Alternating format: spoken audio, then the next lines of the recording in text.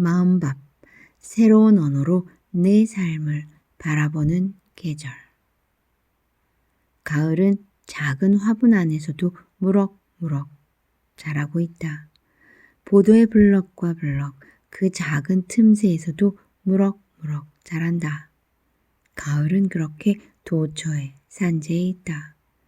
가을이 우주라는 의미의 코스모스 꽃을 지닌 이유도 바로 도처에 산재하고 있기 때문일지도 모른다. 가을에는 새소리도 그냥 새소리가 아니다. 가을은 새소리에도 빛깔을 입히고 분위기를 입힌다. 가을은 성장하고 파티에 나가려고 막 집을 나서는 홍조빛 소녀와 같은 표정이다.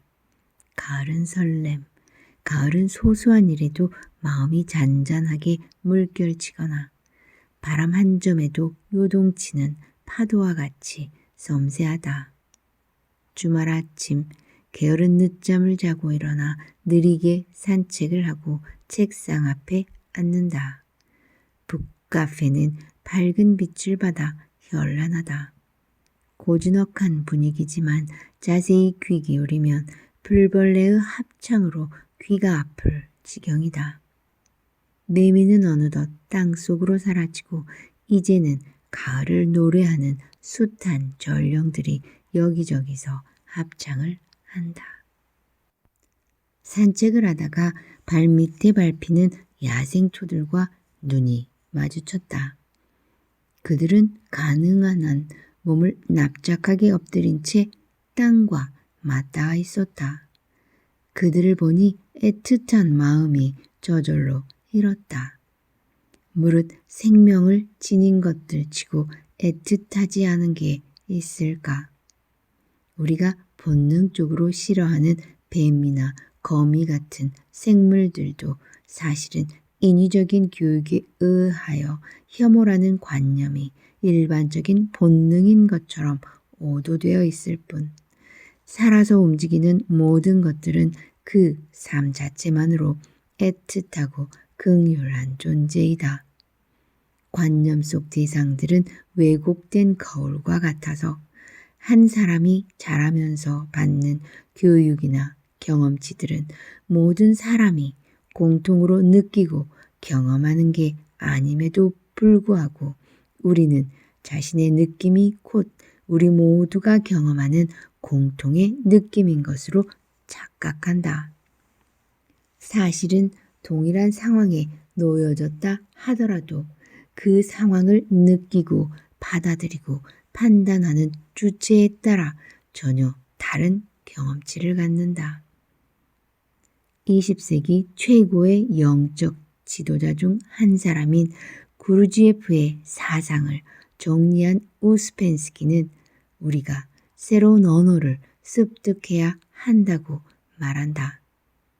우리가 편벽된 관념 속에서 사는 이유는 눈을 뜨고 잠을 자고 있기 때문이라고 그는 말한다. 그는 이 수면 상태를 두 가지 용어로 설명한다. 첫째로 그는 동일시에 대하여 설명하는데 우리는 생의 반 이상을 이 상태로 보낸다고 한다. 우리는 눈에 보이는 모든 것들과 자신을 동일시한다. 내가 하는 말, 느낌, 내가 믿는 것과 믿지 않는 것, 내가 바라는 것과 그렇지 않은 것, 내게 매력적이거나 혐오를 느끼게 하는 모든 것을 자신과 동일시한다. 즉, 대상에 대한 느낌이나 믿음이 곧 나 자신이라고 생각한다. 그렇게 되면 사람은 자신이 받아들인 사상이나 느낌이나 대상과 자신을 분리시키지 못한다. 에고가 형성되는 것이다. 혹은 자신만의 개성이라고 표현하기도 한다. 이 동일시의 상태에 놓이면 자신과 타자가 분리되기 때문에 열등감이나 우월감을 느끼게 된다. 두 번째로 그는 타인의 시선에 대한 고려를 설명한다. 이는 우리가 끊임없이 타자들이 나를 어떻게 생각할까 걱정하는 상태를 일컫는다. 그들이 나를 공정하게 다루는지 충분히 존경하는지에 대해 늘 신경을 쓰는 상태. 이는 일상의 삶을 장악하고 있어서 누군가에게 그것은 강박관념으로 작용해 삶이 온통 걱정과 의심과 의문과 불안으로 가득해져서 그 외의 다른 것들이 여유 있게 들어설 공간이라고는 없어진다. 털끝만큼의 마음의 여유마저도 그들에게는 불안의 요인이 된다. 그는 우리가 이 두 상태로부터 자유로워지기 위해서는 인간이라는 단어부터 점검을 해야 하는데 이 단어는 사실 너무나 많은 의미를 한꺼번에 포함하고 있어서 좀 더 세분할 필요가 있다고 생각한다. 말하자면 어떤 인간은 한 번도 자신을 의식한 적도 자신에 대해 의문을 품어본 적이 없는 사람일 수 있고 혹자는 자신을 의식하려고 매우 노력하는 이가 있을 수 있으며 혹자는 자신을 완전히 의식하고 있는 존재에 이른 사람일 수도 있다는 것이다.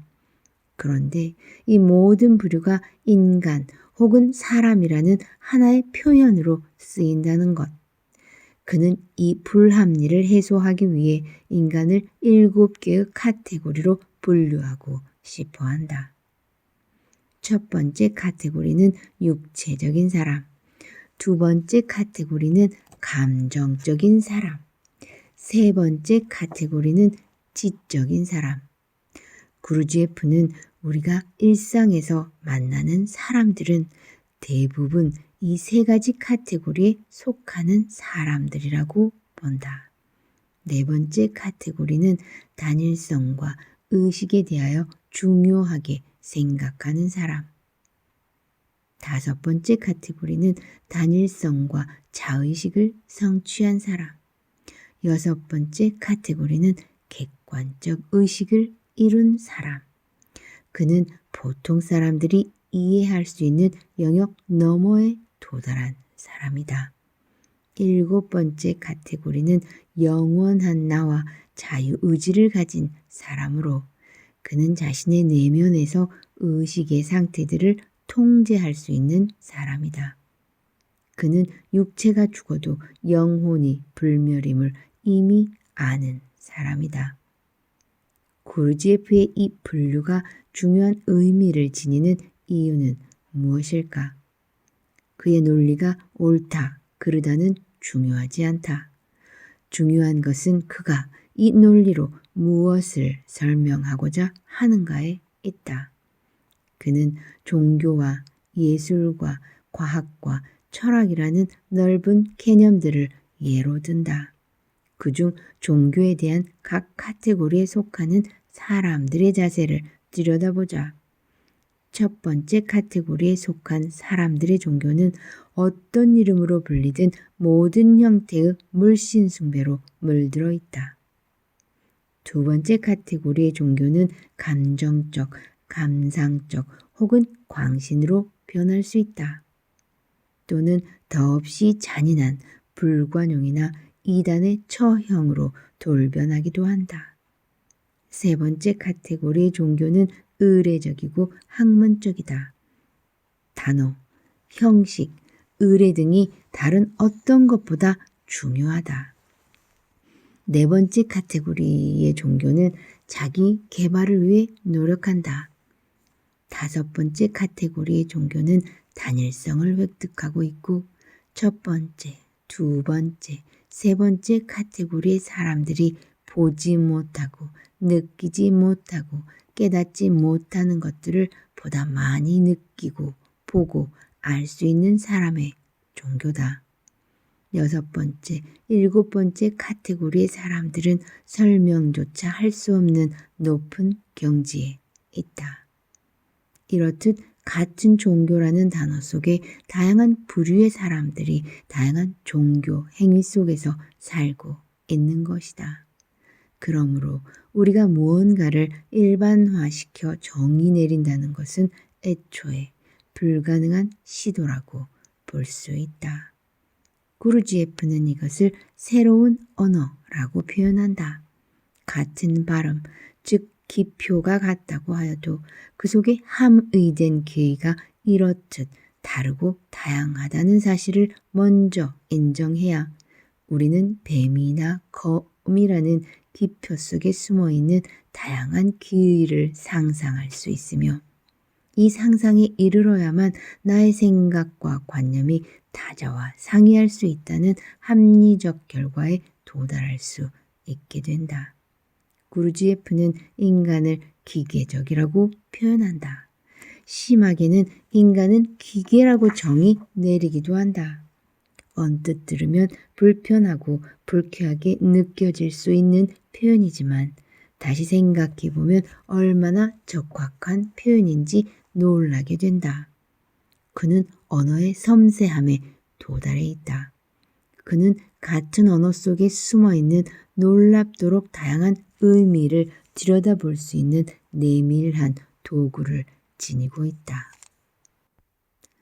우리는 늘 관성과 습관에 의해 일상을 운용한다.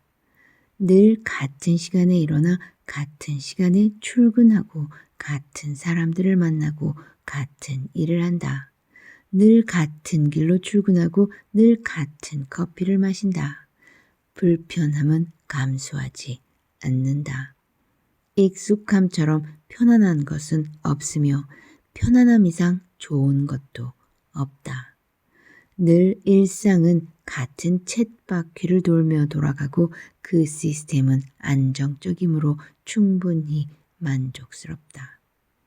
그러나 안정적이고 편안한 시스템이 진정으로 내 삶의 행복과 성장을 담보할 수 있을까? 배우고 성장해야 할 지구별 여행자로서의 우리가 날마다 같은 생각, 같은 생활 패턴으로 안정을 구가하는 것만이 삶의 유일한 목적일까? 날마다 배우고 성장하는 것이 바로 내 삶의 목적이라는 사실을 받아들이면 우리는 조금씩 깨어나게 된다. 잠들어 있는 삶 속에서는 성장의 씨앗 또한 잠들어 깨어나지 않는다.